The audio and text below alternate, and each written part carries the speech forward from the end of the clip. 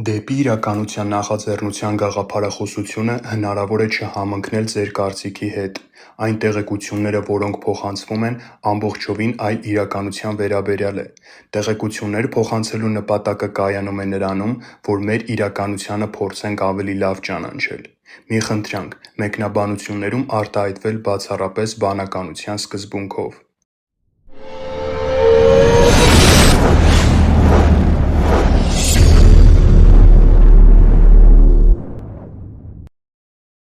Այսօրվա տեսանյութը Կարահան Տեպեի Բալբեք հնավայրերի մասին է, ինչպես նաև Մեծ Բրիտանիայի բազմաթիվ հնավայրերի, որոնք ունեն աստղագիտական նշանակություններ։ Շատ ցանկալի է տեսնել նախորդ տեսանյութը և հաջորդ տեսանյութը, որը մյուս ամիս կտեղադրվի YouTube-յան ալիքում։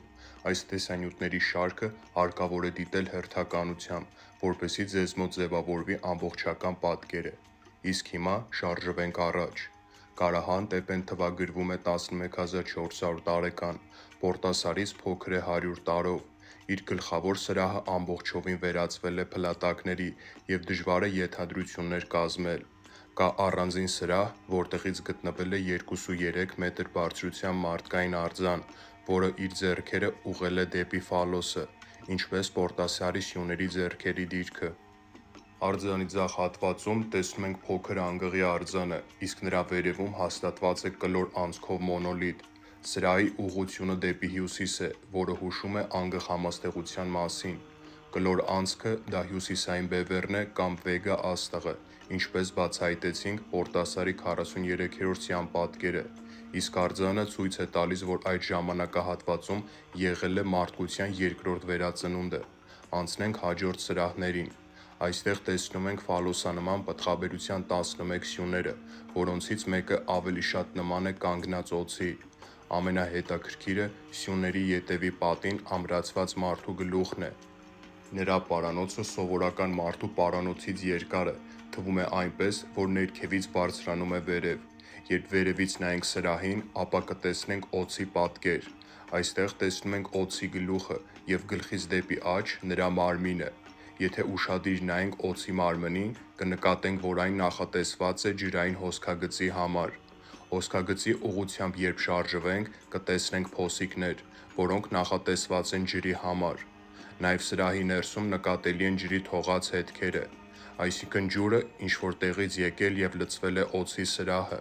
Հիմա հասկանանք այս ամենի նշանակությունը։ 11 սյուներից առանձնացած կանգնած վիշապաօձը նայում է դեպի արևելք, որը հուշում է արևածագի մասին։ Կարծես այն ցույց է տալիս ջրհեղեղի սկիզբը, երբ օձի սրահը լցվում է ջրով, այսինքն օձը բերեց ջրհեղեղը։ 11 ֆալոսանման պտղաբերության սյուները, ներառյալ մարդու գլուխը, դրանք 12 ամիսներն են, ինչպես 43-րդ սյան վրայի փոքր քառակուսիների գիծը։ 11 ֆալոսանման սյուները գրեթե ամբողջությամբ ծածկվել էին ջրով։ Օձի սրահի կողքը կա ևս մեկ սրահ, որը նույնպես նման է օձի, սակայն նրա կառուցումը մնացել է անավարտ։ Անավարտ սրահի պատին երևում է ձախից աջ շարժվող շատ երկար օձի պատկերը, իսկ նրա աջ հատվածում տեսնում ենք աղվեսին։ Օձը ցույց է տալիս Արեգակի շարժը դեպի արևմուտք, ներկայացնելով հիդրահամաստեղությանը, որտեղ Արեգակը մայր է մտնում, այսինքն ներկայացված է ջրհեղեղի ավարտը, երբ աղվեսը, նույն ինքը Սիրիուս աստղի համաստեղությունը, բարձր է գտնվում հիդրահամաստեղությունից, որը 11100 տարի առաջ հորիզոնից բարձրացավ վերև։ Հիդրահամաստեղությանը նույնպես ասոցացրել են վիշապի հետ, որը այդ ժամանակ սկսեց հորիզոնից բարձրանալ վերև, իսկ հենց վիշապ համաստեղությունը միշտ նկատելի էր հյուսիսային երկնքում։ Վերևից նայելով օձի երկու սրահներին, պարզ երևում է, որ սյուներով սրահը նայում է դեպի արևածագը, իսկ անավարտ սրահը նայում է դեպի մայրամուտը։ Պատին ամրացված մարդու գլուխը նայում է դեպի հյուսիս, ում հայացքը շատ հավանական է ուղղված է անգղ համաստեղությանը։ Կրկին վերհիշենք անցած տեսանյութից, որ Պորտասարի 43-րդ սյունը ներկայացնում էր Օրիոնին և Արևին ձմեռային արևադարձի ժամանակ, որոնք իրենց ցածր դիրքից սկսում են բարձրանալ։ Պատին ամրացված մարդն էլ է նույնպես ներքևից բարձրանում վերև։ Ամենահետաքրքիրը այն է, երբ այս անցքից, արձանի երեսին ընկնում է արեգակի լույսը, որը անցնում էր գլխավոր սրահի երկու սյուների մեջտեղով։ Դա լինում է հենց ձմեռային արևադարձի ժամանակ, երբ արեգակի ծագման առաջիկա 45 րոպեներին արձանի երեսը փայլում է արեգակի շողերով։ Միգուցե իրոք արձանը խորհրդանշում է Օրիոնի և Արևի բարձրացումը։ Օրիոնի և Արևի բարձրացումը ջրհեղեղի և հին տարվա ավարտն է, որը համարվում է մարդկանց վերածնունդը։ Կարահան Տեպեից նաև գտնվել են հետաքրքիր արձանիկներ, որոնցից կառանձնացնենք երկուսը։ Այս արձանը ներկայացնում է մարդու գլուխ, որի գանգը ձգված է ետ։ Սա հիշեցնում է ձգված գանգեր ունեցող մարդկանց։ Երկրորդ արձանը խորհրդանշում է տոտեմ, որի ներքևի հատվածում տեսնում ենք կռացած մարդու, իսկ իր վրա բարձրացել է վիշապահարույցը։ Հավանաբար տոտեմը բնութագրում է վիշապ համաստեղության ամենաբարձր կետը, ով բերեց ջրհեղեղ առյուծի դարաշրջանում։ Կարահան Տեպեն ծածկվել է հողով մոտ 10,500 տարի առաջ։ Անցած տեսանյութում բաց է թողնվել այս հատվածը, որը հիմա կներկայացվի։ 43-րդյան պատկերի և Ուրֆայի մարդու քանդակի ճիշտ նմանությունը տեսնում ենք նաև Զատկի կղզում։ Այս Զատկի կղզու պատկերը հիշեցնում է 43-րդյան անգղին, ում ձեռքին Վեգա աստղն է կամ հյուսիսային բևեռը, որը համարվում էր կղզու Մակեմակի անունով թռչուն աստվածը, իսկ Ուրֆայի մարդուն նմանեցնում են Զատկիի հսկա մարդկային արձանների՝ մոայների հետ, որոնց ձեռքերը կրկին պարզած են դեպի գոտկատեղը։ Մոայների աչքերը պատրաստված են օբսիդիանից, ինչպես նաև Ուրֆայի մարդունը, ովքեր միգուցե նայում էին կարապ անգղ համաստեղությանը։ Այսքանով եզրափակենք Զատկի կղզու թեման, սակայն միանշանակ ավելի մանրամասն կանդրադառնանք հաջորդ տեսանյութերում։ Թուրքիայի Կապադովկիա քաղաքում Դերենկույու գյուղում կա 60 կմ խորությամբ ստորգետնյա քաղաք, որտեղ ապրել է 20,000 մարդ։ Հստակ ապացույց չկա, բայց հնագետները քաղաքի տարիքը թվագրել են մ.թ.ա. 2000 տարեկան։ Այն կառուցվել է հատերի կողմից, որպեսզի թշնամիներից կամ բնական աղետներից պաշտպանվեն։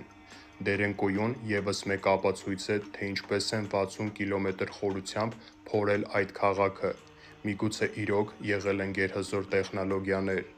Անցնենք հաջորդ տաճարին, որի անվանումը Նեվալի Չորի է, որը ներկայիս դրությամբ անցել է ջրի տակ Աթաթուրքի ջրամբարի բարձրացումից հետո։ Այն թվագրվում է 10,500 տարեկան։ Տաճարի գլխավոր սրահը բաղկացած է եղել 14 սյուներից։ Սյուները ունեն նույն տղաձև տեսքը՝ պորտասարի և Կարահան Տեպեի նմանությամբ։ Առանձնացնենք Նեվալի Չորի կարևոր գտածոները։ Այս տոտեմի ներքևի հատվածում քանդակված են իրար մեջք-մեջքի կռացած մարդիկ, իսկ վերևի հատվածում տեսնում ենք անգղին։ Վերհիշենք, որ տոտեմներում անգղը մարդկային հոգիներին ուղղորդում էր դեպի երկնային աշխարհ։ Այս արձանը ներկայացնում է մարդու գլուխը, որի ետևի մասում պատկերված է օձ։ Օձին եթե վերնագրենք վիշապին, ով բերեց ջրհեղեղ, ապա այն ցույց է տալիս աղետը, իսկ եթե դիտարկենք տոտեմների բացատրությամբ, ապա բնութագրում է մարդկային վերափոխումը, որի բանալին գիտակցության մեջ է, ինչպես հնդուիզմում է նշվում, որ կունդալինի էներգիան ողնաշարի ստորին հատվածից, հասնելով ուղեղ, մարդու մոտ բացում է արարչական գիտելիքները։ Բոլոր տաճարների հեղինակը նախակերամիկական մշակույթն է, որին նաև վերնագրում են ամենահին կրոնածիսական քաղաքը՝ Ջաթալ-Ույուկը, իսկ ամենահին քաղաքը համարվում է Ջերիկոն, սակայն այնտեղ մարդկանց զարգացվածությունը կենտրոնացած էր գյուղատնտեսության ուղղությամբ։ Ջաթալ-Հույուկի տների սիմվոլիզմը բավականին հարուստ է, և շատ ակնհայտ նմանություններ կան Պորտասարի, Կարահան Տեպեի ու Նեվալի Չորիի տաճարների հետ։ Այս տան սիմվոլիզմը ամենագլխավորներից է, որտեղ տեսնում ենք ցուլերին։ Պատերին տեսնում ենք պատկերված անգղերին և անգլուխ մարդկանց, իսկ տան կենտրոնական հատվածի վերևի մասում տեսնում ենք երկու ձեռքերը և ոտքերը վերև պարզած առյուծավիշապի կերպարին, ինչպես Պորտասարի 27-րդ սյան վրա։ Ցուլերի սիմվոլիզմը ներկայացնում է Պլեյադների բարձրացումը։ Անգղերը և անգլուխ մարդիկ խորհրդանշում են թաղման ծիսակարգ։ Վերհիշենք 43-րդյան պատկերը, որտեղ անգղի համաստեղությունը ջրհեղեղից հետո խաղաղություն բերեց մարդկանց։ Այդ փիլիսոփայությամբ մարդիկ թաղման ժամանակ մահացածի գլուխը առանձնացնում էին մարմնից և թաղում առանձին։ Գլուխը խորհրդանշում էր մարդկային հոգին, որի ճանապարհը դեպի երկնային աշխարհ ուղղորդում էր անգղը, իսկ վիշապահառուցի սիմվոլը նմանեցվում է համաշխարհային ծննդաբերող կնոջ սիմվոլի հետ։ Վերհիշենք Սյունիքի ժայռապատկերը, Պորտասարի քարե կտորը, ինչպես նաև սիմվոլը տեսնում ենք Աֆրիկայի Դրակենսբերգ լեռներում, Զատկի կղզու քարերի վրա, Մեքսիկայի Ռիվերս քաղաքում, Ավստրալիայի հյուսիսային լեռներում, որը հիմա դարձել է Կակադու պարկ և հսկվում է ՅՈՒՆԵՍԿՕ-ի կողմից։ Նշված բոլոր սիմվոլների տարիքը թվագրվում է 18,000-ից 10,000 տարեկան։ Ծննդաբերող կնոջ սիմվոլը հավանաբար նույնականացվում է Պորտասարի վիշապահառուցի հետ, պարզապես ծննդաբերող կնոջ ներքևի ոտքերը ներքև են պարզած, իսկ վիշապահառուց սիմվոլի ոտքերը վերև են պարզած։ Երկու սիմվոլների մեջ կա նմանություն, սակայն դրանք իրարից տարբերվում են։ Չատալ հույուքի աստվածուհին գտնվում է երկու առյուծների մեջտեղում։ Վերհիշենք Պորտասարի գլխավոր սրահների մուտքը, որը ներկայացնում էր մուտք դեպի առյուծի դարաշրջան։ Շատերի մոտ հարց կառաջանա, որ պատկերը ավելի շատ նման է ընձառյուծի։ Այո, միգուցե այդ ժամանակ առյուծի համաստեղությանը պատկերել են ընձառյուծի տեսքով։ Ամենահետաքրքիրը այն է, թե ինչի է կինը այդ դիրքով ծննդաբերում։ Դա օրիոն համաստեղությունն է։ Հիմա ամեն ինչ պարզ կլինի։ Այս սիմվոլը տեսնում ենք աշխարհի բոլոր կետերում։ Սիմվոլի գոտկատեղի հատվածում կան 3 կետեր, որոնք պատկերում են Օրիոնի գոտու 3 աստղերը։ Ստացվում է այնպես, որ գոտու մեջտեղի աստղը աստվածուհին է, իսկ կողքի առյուծները մյուս աստղերը, որոնց միասնությունը ցույց է տալիս Օրիոնի բարձրացումը առյուծի դարաշրջանում։ Այս սիմվոլին Լեոնարդո դա Վինչին նույնպես նկարել է, անվանելով Վիտրուվյան մարդ, որի փորի հատվածում ուշադիր նայելիս կտեսնենք 3 կետեր, որոնք ներկայացնում են Օրիոնի գոտու 3 աստղերը։ Վիտրուվյան մարդու նշանակության հետ կարող եք ծանոթանալ մասոնականության տեսանյութում։ Նմանատիպ սիմվոլիզմ նաև գտնվել է Սայբուր չնավայրում։ Ստեղ տեսնում ենք տղամարդու, ով մեկ ձեռքը ուղղել է դեպի ֆալոսը, և նրան շրջապատում են երկու առյուծները։ Տեսարանը կրկին շատ հավանական է, որ ներկայացնում է մարդկանց երկրորդ վերածնունդը առյուծի դարաշրջանում Օրիոնի բարձրացումից հետո, իսկ ձախ կողմում տեսնում ենք ցուլի և իր դիմաց կանգնած մարդու։ Կարծես ցուլը իր հզորությունը փոխանցում է կանգնած մարդուն, ում ձեռքում տեսնում ենք օձ։ Այս տեսարանը հավանաբար ներկայացնում է մարդու հզորությունը օձի հանդեպ, ով այդ ուժը ստացել է ցուլից։ Տեսնենք նմանատիպ սիմվոլները շումերական, եգիպտական, հնդկական և հարավային Ամերիկայի մի շարք քաղաքակրթություններում։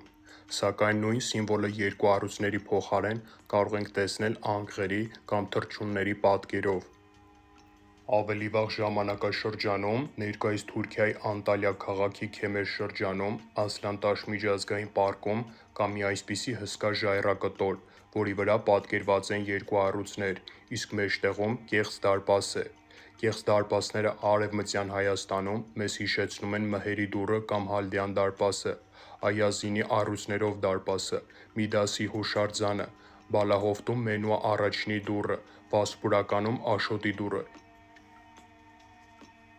Հին հատական Հատուս քաղաքում, որը կառուցվել է մ.թ.ա. 1800 թվականին, նույնպես ունի առյուծներով դարպասներ և սվինքսանման առյուծներով դարպասներ, որտեղի ճարտարապետական կառույցները զարմացնում էին հսկա քարերի կտրվածքներով և իրար վրա դասավորելու տեխնոլոգիաներով։ Հատուսան նաև ունեցել է 70 մետրանոց թունելներ, որոնք նախատեսված էին թշնամուց փախնելու համար։ Այս սրահը համարվել է արքաների արձանագրությունների սրահ, ովքեր պատմել են իրենց հաղթանակների մասին։ Հատուսայի ամենատպավորիչ քարը դա Նեֆրիտի քարն է, որը հավանաբար բերվել է Եգիպտոսից, որպես բարեկամության նշան, քանի որ մոտակայքում Նեֆրիտի քարահանք չկա։ Քարը տեղադրված է գլխավոր տաճարի մեջտեղում և զարմացնում է իր խորանար տեսքով, որը ունի 1 մետր բարձրություն և լայնություն։ Այն մինչև այսօր պահպանել է իր փայլուն տեսքը, քանի որ նեֆրիտը համարվում է շատ ամուր քար։ Ինչի հենց նեֆրիտ։ Քանի որ նրա կանաչ գույնը խորհրդանշում է գարունը, կյանքի վերածնունդը։ Նա չի մաշվում և միշտ մնում է ամուր, որը խորհրդանշում է հավերժությունը և պաշտպանությունը։ Նեֆրիտի էներգետիկ դաշտը համարվում է բալանսավորված կայուն պաշտպանող, որը մաքրում է բացասական էներգիաները։ Նա շատ դանդաղ է տաքանում և սառչում, որը իր մեջ ստեղծում է էլեկտրամագնիսական դաշտի մնայուն էներգիաներ։ Երբ մարդ դիպչի նեֆրիտին, քարը կփոխանցի իր էլեկտրամագնիսական դրական էներգիաները առանց սպառվելու, քանի որ նա միշտ բալանսավորում է իր մեջ եղած էներգիաները իր դանդաղ տաքանալու և սառչելու ընթացքում։ Այդ քարը հիմնականում պատկանել է Հատուսայի արևի աստվածուհուն Արինային, ում մասին խոսել ենք Պորտասարի նախորդ տեսանյութում։ Ատիրի երկրորդ քաղաքը եղել է Ալջահույուկը, որտեղ կրկին տեսնում ենք սվինքսերով դարպասներ, իսկ ամենահետաքրքիրը այն է, որ մեգալիթները ունեն իրար մեջ միաձուլված կոնստրուկտոր կառուցվածք, որտեղ միգուցե օգտագործվել են հզոր տեխնոլոգիաներ, քանի որ անհավանական է թվում երկաթից գործիքների միջոցով կառուցման գործընթացը։ Պերուի Կուսկո նահանգում կտեսնենք նույն ձեռագիրը Սաքսայուաման միջնաբերդում, որը ավելի լավ է պահպանվել Ալջահույուկից, քանի որ ավելի երիտասարդ է իր թվագրությամբ։ Այս կոնստրուկտոր կառուցվածքը կտեսնենք բոլոր քաղաքակրթություններում, որոնց մասին կխոսենք հաջորդ տեսանյութերում։ Անցնենք հաջորդ դարպասներին։ Բոլիվիայում Պումապունկոյի դարպասը, որի տեսքը վերևից նման է Տ տառի, Լիբանանում Բալբեկի տաճարի դուռը, Պերույում Արամամուրուի հսկա ժայռը, որի դարպասը փորագրված է Տ տառի տեսքով, ինչպես Պորտասարի սյուները, Բոլիվիայում Էլ-Ֆուերտեի մի քանի դռները, Պետրայում Կարմիր ժայռը, Եգիպտոսում Կարնակ տաճարի կեղծ դարպասը, Եթովպիայում Աքսումայի օբելիսկները և մի շարք այլ դարպասներ։ Կեղծ դարպասները ասոցացվում են երկնային դարպասի հետ, որոնց միջոցով մարդիկ կարող են ստանալ տիեզերական գիտելիքներ, որոնք համարվում են պորտալներ։ Օրինակ, Արամամուրուի կամ Հայամարկա հսկա տղաձև ժայռի մասին կա մի պատմություն, որ մի շաման ճանապարհ ընկավ դեպի դարպասը։ Իր մոտ կար ոսկե սկավառակ, ով հասնելուն պես մտցրեց ճեղքի մեջ։ Դրանից հետո բացվեց պորտալ զուգահեռ աշխարհների միջև, ով ներս մտավ և անհետացավ։ Միգուցե իրոք մարդիկ Պորտասարից դեպի Արամամուրու հայտնվել են վայրկյանների ընթացքում, կամ ընդհանրապես կարողացել են այդ բոլոր դռների միջոցով ճանապարհորդել տիեզերքի տարբեր մոլորակներում։ Գիտնականների կողմից հաստատվել է, որ բացվածքում իսկապես անցք կա, որի մեջ կարելի է հարթ կլոր առարկա մտցնել։ Հասկանանք ժայռի երկու անվանումների նշանակությունը։ Արամամուրուն իսպաներեն անունն է, որը նշանակում է Արամի ժայռ։ Արամ անվանումը չունի թարգմանություն, իսկ մուրուն թարգմանվում է որպես ժայռ, իսկ Հայումարկան ինկերի լեզվով է, կեչուերեն, որը նշանակում է հայի երկիր։ Հայուն հենց թարգմանվում է հայ, իսկ մարկան երկիր։ Եթե երկու անունները միացնենք իրար, կստացվի Արամի ժայռը, ով եկել էր հայերի երկրից։ Արամը Հայք տոհմից էր, ով կարգ ու կանոն բերեց ամբողջ աշխարհում, ում մասին մանրամասն կխոսենք հաջորդ տեսանյութերում։ Ինկերի կեչուա լեզուն բխում է Հայմարա ազգի լեզվաընտանիքից, ովքեր համարվում են ինկերի նախորդները։ Եկեք Հայմարա բառը բաժանենք երկու վանկերի՝ հայը և բարա, այսինքն հայ մարդ։ Հայը հայ ազգն է կամ ամբողջ մարդկությունը, քանի որ այն ժամանակ ազգեր չեն եղել։ Հայը նաև շումերական իմաստության ու ջրերի գլխավոր աստված Հայա Էնկին է, իսկ մարան նշանակում է առատ ջուր հոսել։ Ինչպես նաև Հայմարա բառը կարդանք հակառակ, ստանում ենք հայերեն Արամյահ բառը, որը նշանակում է Արամին պատկանող։ Հայմարաները իրենց աստծուն անվանում էին Վերակոչա։ Վերակոչա անունը ունի հայերեն նշանակություն։ Եկեք բառը բաժանենք երկու մասի՝ վեր և կոչ, այսինքն ստացվում է վերևին կոչ անել։ Վերակոչա և հայմարա բառերի իմաստը բացատրվում է այսպես. Հայմարաները վերևին կամ վերև, երկինք նայելով Հայա Էնկիին և Արամին կոչ էին անում։ Այս ամբողջ պատմության համար կա հնագիտական հաստատող փաստ։ Տիտիկակա լճի մոտակայքից գտնվել է կերամիկայից պատրաստված տարա, որի մեջ պատկերված են շումերական տեքստեր և նկարներ։ Տարայի ներքևի հատվածում կարծես հին հայկական տառեր լինեն։ Տարան անմիջապես տեղափոխվել է թանգարան, և նրա տարիքը բացահայտված չէ, սակայն կարող ենք ենթադրել, որ 5000 տարեկան է և ավել։ Հաստատող փաստ է, որ վերակոչյան եկել է Միջագետքից։ Իսկ տիտիկակա հայ մարերեն նշանակում է կրծքի կաթ, այսինքն ծիծիկատ, որտեղից եկան Հայա Էնկին ու Արամը և այդտեղի մարդկանց գիտելիք տվեցին։ Այս ամենից հետևություն, որ հետագայում ինկերի անունը եկել է Էնկի անունից, ովքեր համարվեցին Էնկիի հաջորդները, սակայն ինկերի քաղաքակրթությունը այլևս չկա, իսկ հայ մարաներինը մինչև հիմա կա, ոմանց մշակույթը շատ նման է հայկականին։ Նաև նշենք, որ Հայա Էնկին ասոցացվում է բարեկենդանի հետ, որի բացատրությունը անվան և հեքիաթի մեջ է։ Հեքիաթի միջից առանձնացնենք եղը, երբ դա նախատեսված էր բարեկենդանի համար, իսկ եղը դա հայա բառի յաղ, յուղ հոմանիշն է։ Բարեկենդանի, կենդանի բառը Էնկի բառի հոմանիշն է, որը նշանակում է կենարար։ Հայա Էնկիի անվան բացատրությունը ներկայացված է տեսանյութերի երկրորդ մասում։ Այսքանով եզրափակենք Հարավային Ամերիկայի թեման, որին մանրամասն անպայման կանդրադառնանք հաջորդ տեսանյութերում։ Ներկայիս Լիբանանի Բալբեք քաղաքում կան հսկա քարերով կառուցված տաճարներ, որտեղ տեսնում ենք տաձև արգելափակված դուռ։ Հետաքրքիր է այդ դուռը կեղծ է, թե տանում է ինչ-որ մի տեղ, սակայն ամենազարմանալին տաճարների հիմքն է։ Բալբեք հնավայրի հատակագիծը նման է մարդու մարմնի, գլուխը պատկերված է վեցանկյան տեսքով, որը համարվում է գլխավոր մուտքը։ 6 թիվը համարվում է նյութականության սկիզբը, իսկ ավելի մանրամասն 6 թվի և վեցանկյան սիմվոլիզմի մասին կարող եք ծանոթանալ մասոնականության տեսանյութում։ Հնավայրում տեսնում ենք երկու քաղաքակրթությունների ձեռագրեր, մեկը նեոլիթյան կամ ավելի վաղ ժամանակաշրջանի, մյուսն էլ հռոմեական։ Հսկա սյուները ներկայացնում են հելլենիստական ձեռագիրը, որոնց բարձրությունը նույնիսկ չի համեմատվում Հռոմի կամ Աթենքի ցածր սյուներով տաճարների հետ։ Հնավայրում կան մի քանի տաճարներ՝ Բաքայի նույն ինքը հունական Դիոնիսի տաճարը, Վեներայի նույն ինքը հունական Աֆրոդիտեի տաճարը և Յուպիտերի նույն ինքը հունական Զևսի տաճարը։ Վեներայի տաճարը գտնվում է կիսաքանդ կարգավիճակում, որը առանձնապես չի տարբերվում Հռոմի տաճարներից։ Բաքայի տաճարը շատ լավ է պահպանվել, որի սյուների բարձրությունը կազմում է 19 մետր, քաշը 300 տոննա, իսկ Յուպիտեր տաճարի սյուներից պահպանվել են միայն 6-ը։ Յուպիտեր տաճարի արևմտյան հատվածի հիմքը կազմված է հսկա քարերից, որոնցից առանձնանում են շատ հայտնի 3 տրիլիտոն մեկահսկա քարերը։ Այդ քարերի երկարությունը կազմում է 21,3 մետր, բարձրությունը 4,8 մետր, լայնությունը 4 մետր, իսկ քաշը կշռում է 800 տոննա։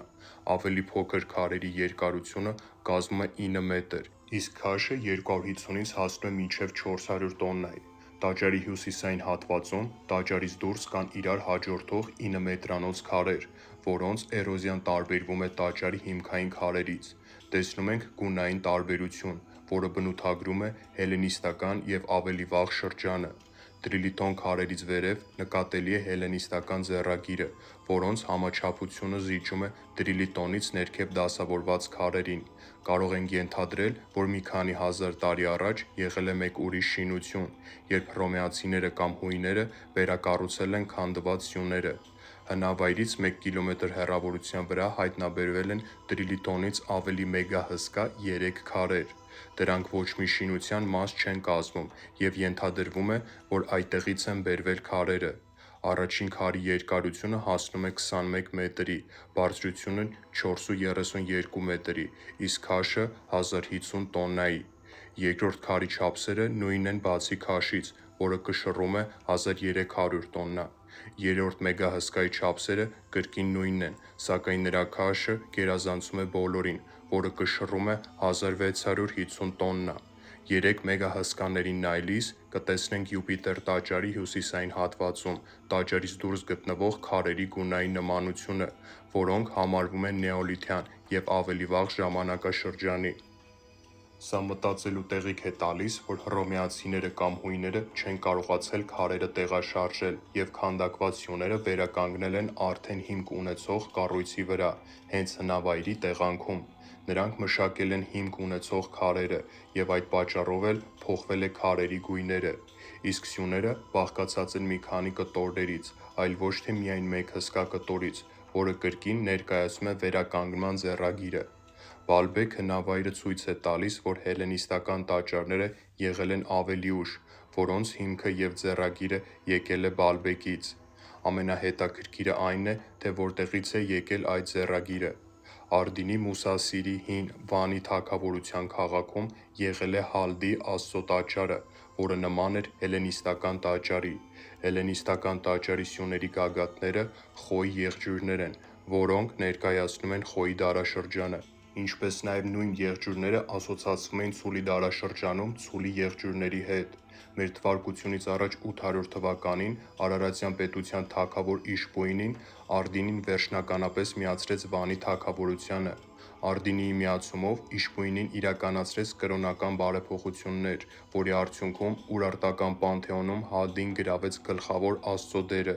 Մեր թվարկությունից առաջ 714 թվականին Ասորստանի թագավոր Սարգոն II գրավում է Արդինին։ Նրա գտնված արձանագրություններում հիշատակվում են գողացված հարյուրավոր կիլոգրամներով արծաթի և ոսկու մասին, բազմաթիվ թանկարժեք այլ իրերի և արվեստի գործերի մասին, սակայն ամենահատկանշականը բազմաթիվ տոննաների հասնող երկաթի և բրոնզի մասին հիշատակումն է, ինչը խոսում է այն մասին, որ Արդինին եղել է խոշոր մետաղագործության կենտրոն։ Սարգոնի արձանագրությունում առանձնահատուկ ուշադրության էր դարձված Հալդի Աստծո տաճարը, որտեղից մեզ հասել է տաճարի տեսքը։ Հալդիի տաճարը 500 տարով ավելի հին է, քան հելլենիստական տաճարները։ Հալդի Աստծուն դեռ կանդրադառնանք։ Բալբեկի տաճարների տարիքը նույնպես 500 տարով երիտասարդ է Հալդիի տաճարից, սակայն փաստը կայանում է նրանում, որ հայերն են եղել հելլենիստական ճարտարապետության հիմնադիրները։ Բալբեկի հնավայրը կրկին զարմացնում է, թե մարդիկ ինչպես են պատրաստել և տեղափոխել մեգահսկա քարերը։ Շատ հավանական է ուլտրաձայնային վիբրացիոն տատանումները քարերին դարձրել են նուրբ և հեշտ կառավարվող, որն էլ կառուցողներին նպաստել է քարերին տալ իրենց ցանկացած տեսքը, կառուցվածքը, ինչպես նաև հեշտությամբ տեղափոխել A կետից B կետը։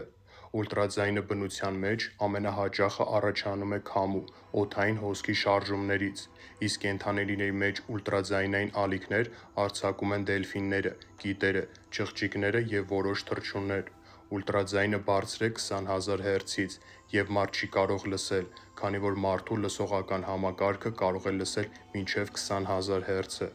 Ուլտրաձայնը կարող է ազդեցություն ունենալ ձգողական դաշտում գտնվող թեթև կամ ծանր մարմինների վրա՝ պայմանավորված ցածր կամ բարձր հերցերի հաճախականությունից։ Օրինակ, ակուստիկ լևիտացիոն սարքը օգտագործում է ուլտրաձայնային ալիքներ, որոնք կարող են մարմինները պահել օդում՝ ձգողականության օրենքը խախտելով։ Այն ժամանակ ուլտրաձայնը ստացել էին հատուկ շեփորների օգնությամբ և հոգևոր երգեր երգելով, երբ ձևավորվում էին հզոր ձայնային կենսառիթմներ։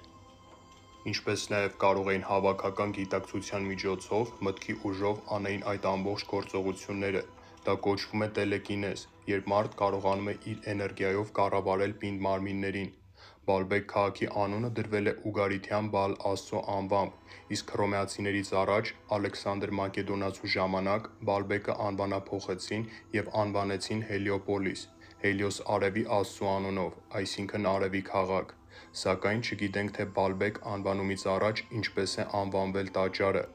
Բալբեկին դեռ կանդրադառնանք հաջորդ տեսանյութերում։ Նույն մեգալիթներից նաև գտնվել է Երուսաղեմի տաճարում։ Այն կառուցվել էր հրեաների արքա Սողոմոնի օրոք և ավերվել բաբելոնացիների արշավանքների հետևանքով։ Հետագայում արքա Իրոդը վերակառուցում է տաճարը։ Տաճարի արևմտյան հատվածում հաստատված է ամենամեծ մեգալիթը, որի երկարությունը հասնում է 14 մետրի, բարձրությունը 3,5 մետրի, իսկ քաշը 300 տոննայի։ Անցնենք առաջ և խոսենք Մհերի դռան կամ Հալդյան դարպասի առեղծվածի մասին։ Սասնածառեր էպոսում ներկայացված է, որ Մհերը չի ցանկանում ապրել այս չարացած աշխարհում և դուրս կգա միայն այն ժամանակ, երբ մարդիկ կլցվեն բարությամբ։ Իրականում նրա բացահայտումը շատ ծավալուն է և իրենից պարունակում է թվային հաշվարկներ։ Դուռը եղել է ուրարտացիների ազգային գիտելիքների գրադարանը, որի մասին գիրք է հրատարակվել Արթուր Արմինի կողմից։ Վերադառնանք ետ դեպի Փոքր Ասիա, երբ ջրհեղեղից հետո արիացիները իջան լեռներից։ Վերոնշյալ բոլոր հնավայրերի կառուցումը անկասկած մեկ քաղաքակրթության ձեռագիր է, ովքեր սկզբում հաստատվել էին Հյուսիսային Միջագետքում և Փոքր Ասիայի տարածքներում։ R1B արիացիների մի խումբը Հյուսիսային Միջագետքից շարժվում է դեպի Հունաստան։ Նույն մեգալիթյան հետքերը նաև գտնվել են Հունաստանի Կարիստիս քաղաքի Օհի լեռան վրա, բնակավայրերի տեսքով։ Հունաստանում հնագույն Միկեն քաղաքը կառուցվել է մոտ 3500 տարի առաջ։ Միկենական քաղաքակրթության կողմից, որը ամբողջությամբ ունի մեգալիթյան մշակույթ, իսկ քաղաքի գլխավոր մուտքի վերևում կրկին տեսնում ենք երկու առյուծների։ Հունաստանի Հելինիկոն քաղաքում կան մեգալիթյան կիսաքանդ բուրգեր, որոնց տարիքը թվագրվում է 5000 տարեկան։ Այդ բոլոր շինությունները ստացել են Կիկլոպյան ամրոց անվանումը։ Անվան ծագումնաբանությունը եկել է հույներից, քանի որ նրանց դիցաբանության մեջ կիկլոպները եղել են հսկաներ, և միայն նրանք կարող էին այդ հսկա քարերով քաղաքներ կառուցել։ Նույն քաղաքակրթության հետքերը նաև գտնվել են ներկայիս Մալտայի տարածքում, որտեղ կան 5500 տարեկան բազմաթիվ մեգալիթյան հսկա տաճարներ։ Քարերի դասավորությանը անվանում են տրիլիթոն։ Տրիլիթոնը երկու կանգնած քարերի վրա մեկ պառկեցրած քարի տեսքն է, որին կարող ենք տեսնել տարբեր մշակույթներում։ R1B արիացիները կառուցելով մեգալիթյան տաճարները Մեծ Բրիտանիայի տարածքով հասնում են մինչև Իռլանդիա։ Մեծ Բրիտանիայի կազմի մեջ մտնում են 3 ինքնավար երկրները՝ Անգլիա, Ուելսը, Շոտլանդիան և Հյուսիսային Իռլանդիան։ Անգլիայում նրանք կառուցել են շատ հայտնի Սթոնհենջ արևի տաճարը։ Նրա կառուցվածքը շրջանաձև է և քարերի դասավորությունը տրիլիթոն ոճին է պատկանում։ Եկեք ուշադրություն դարձնենք անվանը, որը գալիս է քարաունջ անունից։ Անգլերեն Stone բառը նշանակում է քար, իսկ Henge բառը մեկ տառի փոփոխությամբ հունջ բառն է։ Հունջը նույն փունջ բառն է։ Սիսիանի բարբառով փունջը նշանակում է հունջ։ Անգլերենում փունջ բառը գրեթե նույնն է՝ բանջ, սակայն արտասանությունը երկար տարիների ընթացքում փոխվել է, ինչպես շատ բառերը։ Բանջ բառը նախկինում ինչպես գրվել է, այնպես էլ լսվել է՝ բունջ։ Ստացվեց այնպես, որ քարաունջ բառից է ստացվել Stonehenge բառը, որը նշանակում է քարերի փունջ իր դասավորությամբ։ Վերհիշենք նաև Բռուն գյուղը, այն ասոցացվում էր Կարապանգղ համաստեղության ալբիրեո աստղի հետ։ Բռուն բառի բռ կամ բր արմատը նույնականացվում է բրել բառի հետ, որը ունի փորագրել իմաստը։ Այսինքն ստացվում է այնպես, որ Բռուն գյուղում ապրել են գրել իմացող մարդիկ, ովքեր համարվում են գրերի ստեղծողները։ Բեդե Պատվելինը, ով համարվում է անգլիացիների պատմահայրը, նա մ.թ.ա. 748 թվականին իր գրքերում ներկայացրեց, որ Բրիտանիայի առաջին բնակիչները՝ բրիտները, եկել են Արմենիայից։ Սթոնհենջից 3 կիլոմետր հեռավորության վրա գտնվում է Վուդհենջը, որը ենթադրաբար եղել է հսկա ծիսական կենտրոն։ Նրա մուտքը ուղղված էր դեպի արևելք, ամառային արևադարձին, արևածագը դիմավորելու նպատակով։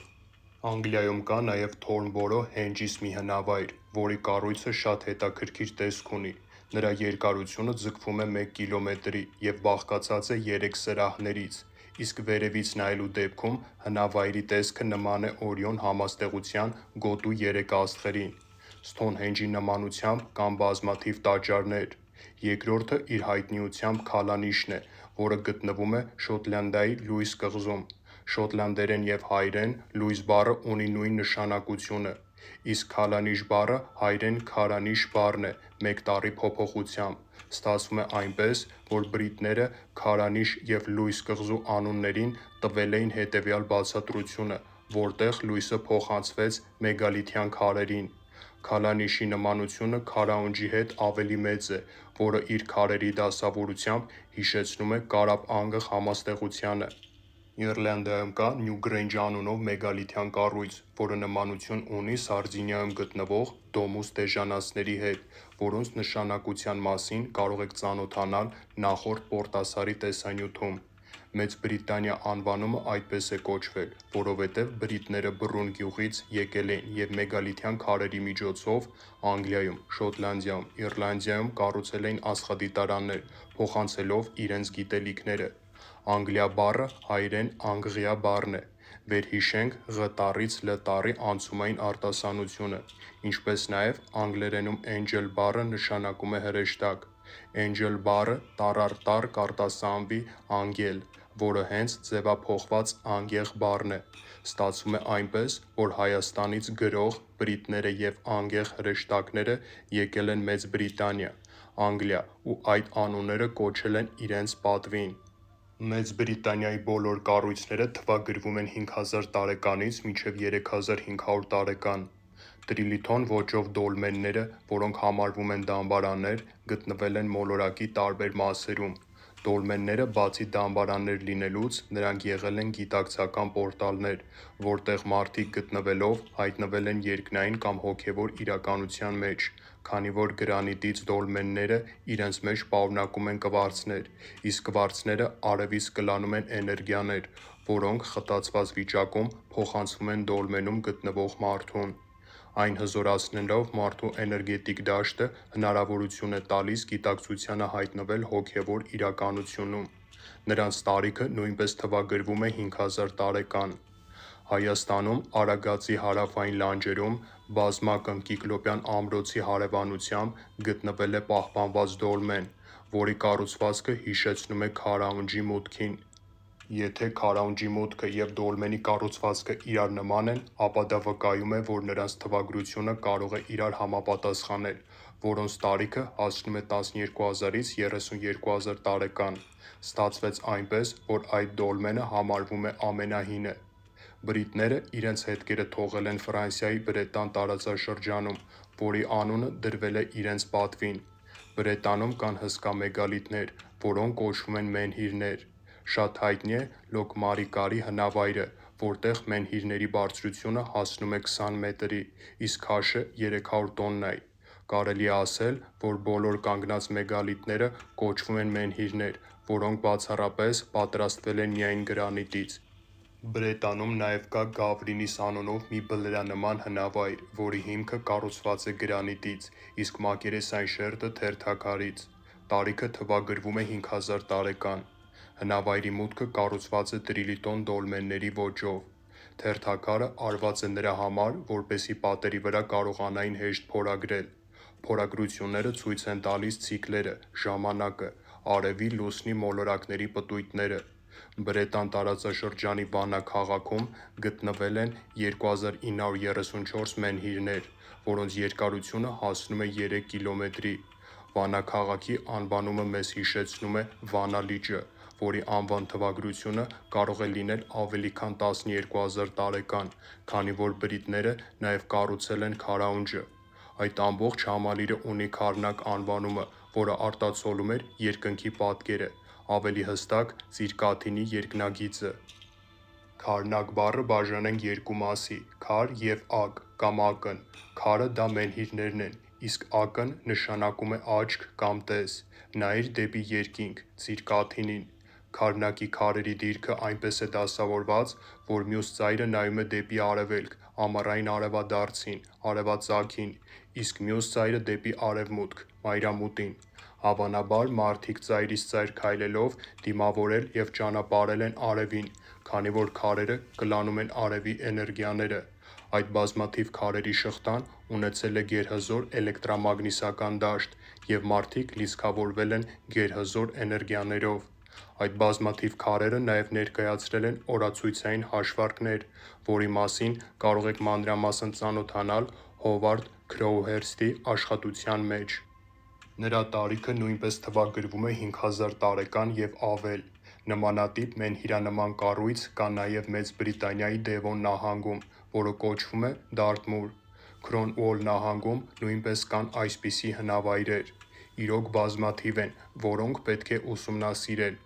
Վերհիշենք մենհիր բառը և բաժանենք վանկերի։ Հայերենում մեն նշանակում է մեկ, միակ, միայն բառերը, իսկ հիր նշանակում է ծիրանագույն, դեղին, կարմիր, ինչպես նաև հուր նշանակում է կրակ, փայլուն, շողշողուն։ Ստացվում է մենհիր բառի հայերեն ստուգաբանությամբ նշանակում է միակ արևի քար։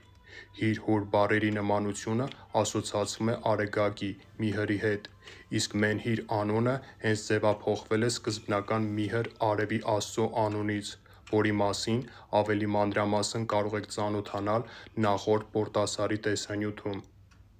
Նման բազալտե քարե շղթա կա ներկայիս Հայաստանում, Հարթաշեն գյուղում, որը բաղկացած է երկու առանձին եռաշարք մեգալիթներից և տարիքով մեծ է Մեծ Բրիտանիայի հնավայրերից։ Հարթաշենի մենհիրներից պահպանվել են 760-ը, իսկ ընդհանուր պետք է լիներ 1200-ը։ Հնավայրը թվագրվում է 10600 տարեկան, որի դասավորությունը հավանաբար նույնականացվում է Խեցգետնին համաստեղության հետ, քանի որ այդ ժամանակ եղել է Խեցգետնի դարաշրջանը։ Այն քառնակի նման օրացույցային համալիր է եղել։ Հյուսիս-հարավ նայող եռաշարք մեգալիթների երկարությունը հասնում է 450 մետրի, իսկ արևելք-արևմուտք եռաշարք մեգալիթների երկարությունը հասնում է 200 մետրի, որը ցույց է տալիս արևածագից դեպի մայրամուտը ձմեռային արևադարձի ժամանակ։ Հյուսիս-հարավ քարերի շարքը չի համապատասխանում արևածագի և մայրամուտի հետ։ Կասկած կա, որ այդ ժամանակներին եղել է օղակաձև խավարում, որը ծածկել է մոլորակի արևելյան հատվածը, և Հարթաշենի քարեշարքը այն հատվածն է, որտեղ վերջանում էր Լուսնի շողքը։ Նաև այսպես մտածելու ենթադրություն է տալիս, որ քարերը փակում են գետի հոսքը։ Հյուսիսային երկնքում այդ ժամանակներում 8000 տարի առաջ վիշապի համաստեղության իոտա աստղը համարվում էր բևեռային աստղ, իսկ Լուսնի խավարումների օլորավուն շարժը տարբեր համաստեղությունների ներսում ձևավորել էր վիշապի տեսքը։ Հավանաբար հենց այդ խավարումը եղել է Խեցգետնի համաստեղության մեջ։ Լուսնի խավարումները կազմված են երկու հանգույցներից, որոնք կոչվում են վիշապի պոչ և վիշապի գլուխ։ Վիշապի գլուխը այն է, երբ լուսինը ներքևից վերև է շարժվում, իսկ պոչը վերևից ներքև։ Այս տեսանյութում շատ պարզ ցուցադրված է։ Նաև նշենք, որ խավարման գրեթե նույն ընթացքը կրկնվում է 4 տարի հետո, սակայն մեկ տարբերությամբ։ Եթե խավարումը եղել է վիշապի պոչի հատվածում, ապա 4 տարի հետո կլինի վիշապի գլխի հատվածում, իսկ 8 տարի հետո խավարումը կվերադառնա իր նույն դիրքին և նույնությամբ կլինի վիշապի պոչի հատվածում, ինչ 8 տարի առաջ էր։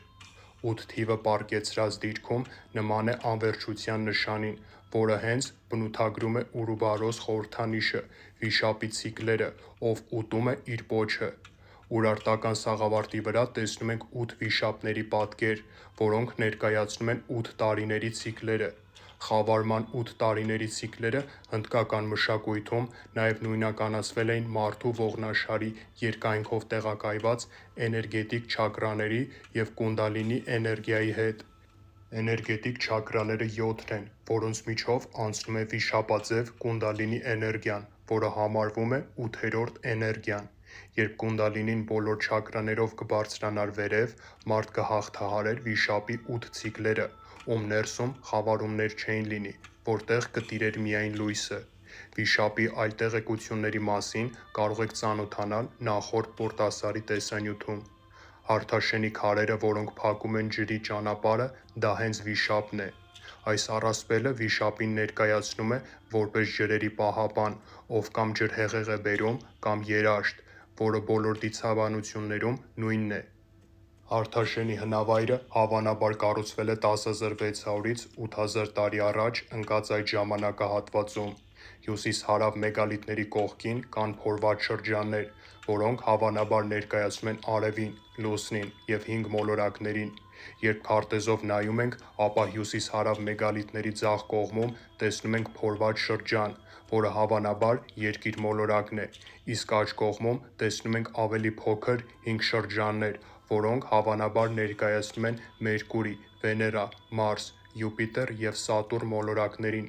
5 շրջանների վերևում տեսնում ենք շատ մեծ շրջան, որը հավանաբար արևն է, և մեծ շրջանից մի քիչ վերև տեսնում ենք փոքր շրջան, որը հավանաբար լուսինն է։